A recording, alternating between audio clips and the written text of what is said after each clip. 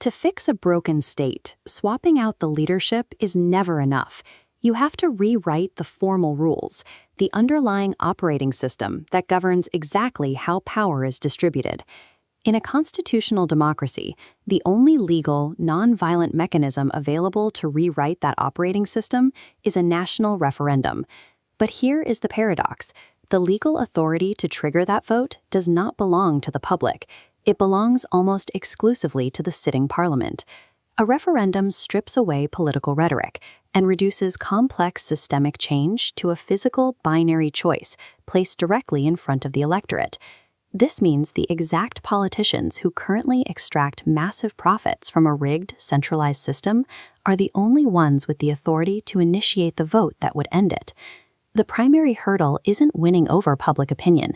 It is finding a way to force a ruling political elite to legally vote to dismantle their own power structure.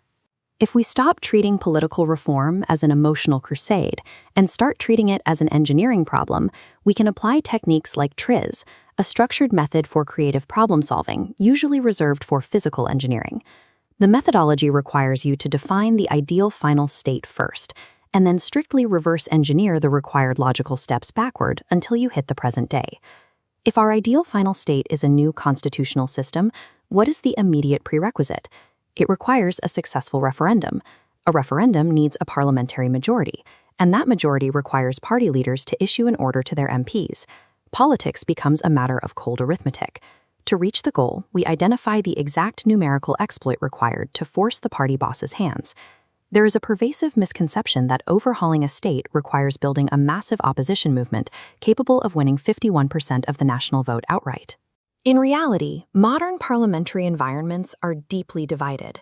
Absolute majorities are incredibly rare, and this fragmentation creates a mathematical vulnerability. This vulnerability is exploited by the single-issue wedge, a tiny, disciplined voting bloc that wedges itself between two massive, deadlocked coalitions. If a new entity secures just a 7% block here, it immediately dictates the balance of power. In political science, this is known as the kingmaker strategy. The two large parties mathematically cannot form an executive government without the consent of the tiny minority. A highly disciplined 7% holds infinitely more parliamentary leverage than a fractured 49%. This mathematical exploit has already been deployed to dictate the trajectory of modern Europe. Consider Nigel Farage and the UK Independence Party. They operated with a singular, unyielding focus, securing a national referendum to leave the European Union. Farage didn't need to win the office of the Prime Minister. He only needed to siphon off enough conservative voters to threaten the ruling party's delicate majority in the legislature. This placed immense pressure on the sitting Prime Minister, David Cameron, whose primary objective was maintaining his grip on executive power. A transactional trade occurred. To secure the necessary parliamentary support to form a government, the ruling party agreed to schedule the Brexit referendum. This maneuver bypasses broad public consensus entirely. It is a strict, mechanical trade executed on the floor of Parliament to ensure political survival. Regardless of the political fallout, the mechanics of the event prove that a small, unyielding bloc can successfully hack a legislative majority to force a constitutional vote. We can take this kingmaker blueprint and point it at a different target, dismantling systemic corruption and overhauling a state's entire democratic structure. This requires a theoretical political entity.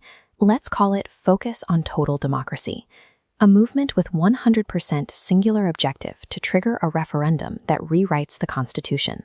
The primary obstacle for any such movement is profound public cynicism. Voters naturally assume that anyone running for office simply wants a turn at being the boss. To bypass this cynicism, the movement must adopt a radical rule. They permanently refuse to accept any executive power. This refusal isolates them from political bribery. You cannot buy off a coalition that rejects the positions of power you offer. They hold only one negotiation tactic. They will supply their critical block of assembly votes to whichever major party wishes to form the executive government, but solely in exchange for legally scheduling the constitutional referendum. By refusing the throne, the movement eliminates the primary incentive for corruption, providing a credible vehicle for an electorate that has largely stopped believing in traditional reform. This brings our reverse-engineered logic full circle. The Kingmaker math provides the exact mechanical bridge between our present reality and the ideal final state. The isolated wedge leverages its fraction of seats, exploiting the deadlock between the major parties to legally compel the parliament to call the vote. The act of the wedge locking into the parliamentary math triggers the very mechanism the ruling class tried to keep secured. Once the referendum is placed before the public and passed, the old hierarchical system of power is legally and permanently dismantled. You do not need an armed revolution to topple a corrupt system. You only need to legally hijack the mathematical mechanics of the state. But passing the referendum is only the mechanical beginning. Changing the formal rules of a government happens instantly. Changing the ingrained mentality of a population takes time. The sociologist Thomas Kuhn mapped the cyclical transition of systems, tracking the progression from early anomalies to systemic crises, and finally to revolution. Changing the rules alters the incentives for the 95% of the population who are naturally adaptable. They follow the new laws because it is the path of least resistance.